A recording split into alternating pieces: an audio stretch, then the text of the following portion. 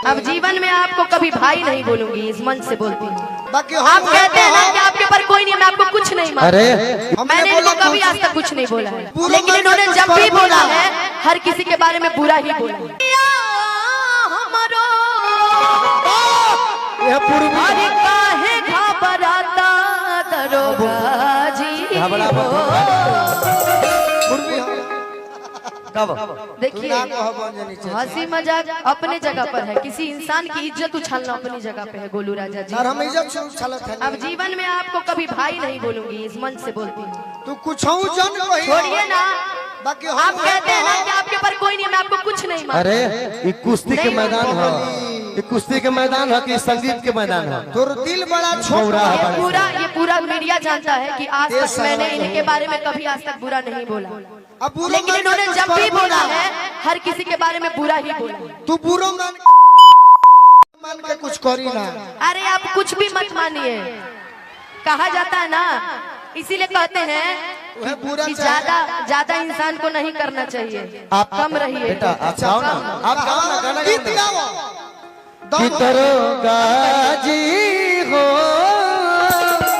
गाओ अपन गाना गाओ। रहो ना कि 4 दिन से पिया बाबा दरोगा जी गलास लेकर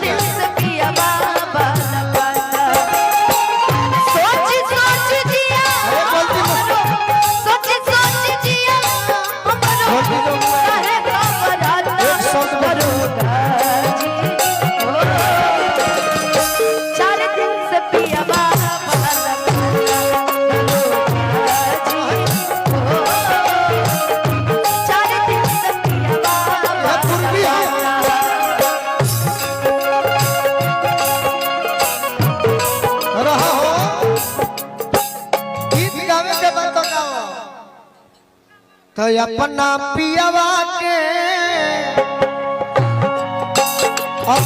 पियावा के जगावे सवर गोरिया। एक के कहल कि 4 दिन के जोगी तहरा एथिए में जाता हो गई।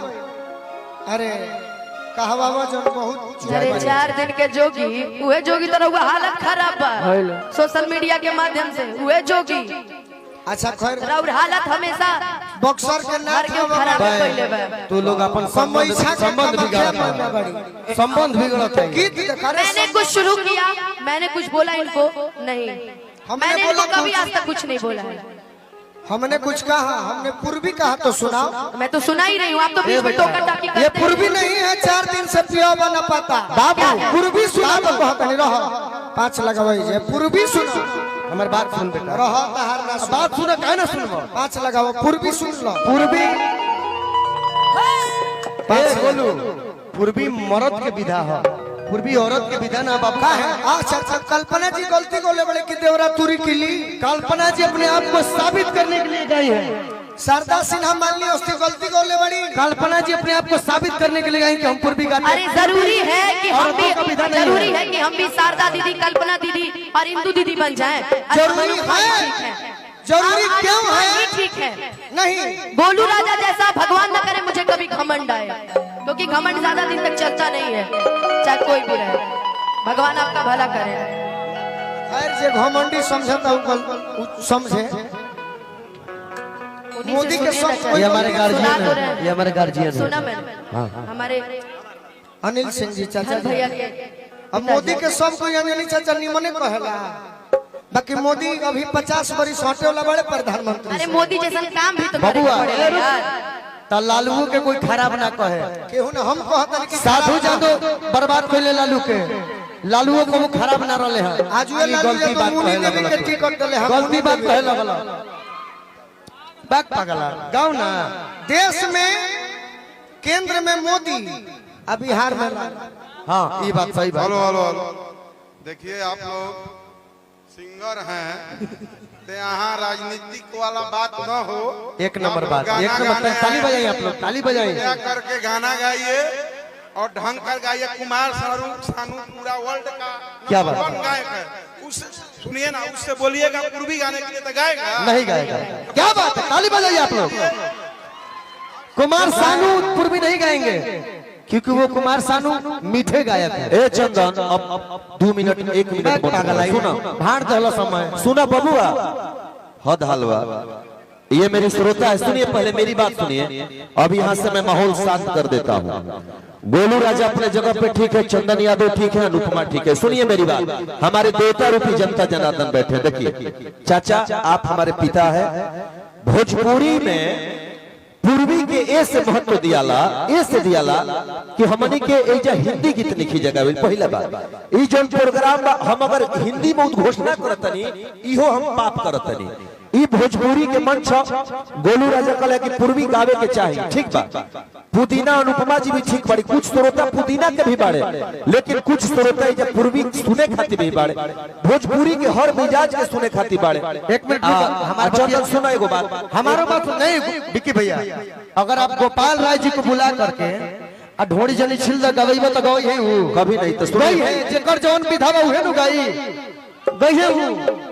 सुनिए गोपाल राय जी का अलग बात है, लेकिन मेरे गार्जियन जब सुनिए पगला, जब बगसर में अगर विश्वामित्र महोत्सव होगा और हमारी जनता जुटेगी उस समय उसी कलाकारों को चयन किया जाएगा जो माटी विधा का गीत गाता है। मेरा बात अच्छा लगा है तो नौजवान ताली बजा के समर्थन दे।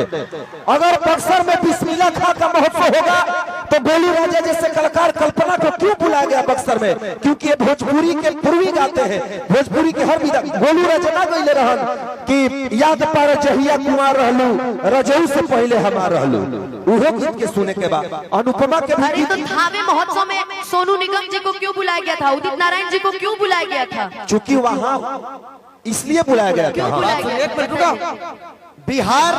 बिहार दिवस जब मनाया जाता है तब हिंदी कलाकारों को पटना में सही बुलाया बात जाता है, है। हिंदी कलाकार ही आते हैं बिहार दिवस पे। कहाँ है आप? और अब हम बात सब लोग अश्लीलता से परे हो चुके हैं, क्या हमारा झगड़ा देखिए, मरते मंच को यहाँ से साइन करके आप चंदन आपके दिल में जो बात होगा ये सब भाई बा। अब झगड़ा के हमनी के गार्जियन बड़े हो बौरावा सब गावा सब सुना। पूर्वी जे सुनी वो हाथ उठावे, अजय नौका सुनी वो हाथ उठावे। ओकरो कहो कि बड़े बेटा पहले पूर्वी के हाथ बेसी उठल बा। अनुपमा एगो पूर्वी गावस, एगो चंदन जी गावस, एगो हाँ गोलू राजा गावस। हम गावत नहीं। ओकरा बाद नौका एगो गोलू राजा गई है, एगो अनुपमा गई है, एगो हम गए। जब जरूरी है कि जो आप कहेंगे वही हम गाएंगे, हमारा जो जनता बोलेगी वो हम गाएंगे। क्या जी पूर्वी सुनिएगा हमसे? नहीं ना, ना सुन बोलो तो चलो हमारा जो मन करेगा हम वही गाएंगे। तू नहीं के गा। हमको पूर्वी गाने के लिए थोड़ी बोला जाता है कि अनुपमा जी आप आइए आपसे पूर्वी सुनेंगे ना। अच्छा तू नहीं अनुपमा आप आइए, जो आपका गाना है हम आपसे वो अच्छा सुनेंगे। तो सबसे पहले हम बोलबे तो हम गावत हैं। गाइए। बबुआ ये दोनों हमारे प्रिय हवस, लेकिन लड़ जाला सुनो तो दिल दुखा जाला। हम लड़ीला ना, तनी 5 का अलग जे हुए बोलेला ओकरे से बोलीला। हां पंचम लगा दे हम भाई, लड़ब काहे दादा, हम लड़े वाला संग पंचम लड़ीला। लगा दे। जे बोले ओकरे से बोलीला, चार जे लड़े ओकरे से लड़ीला।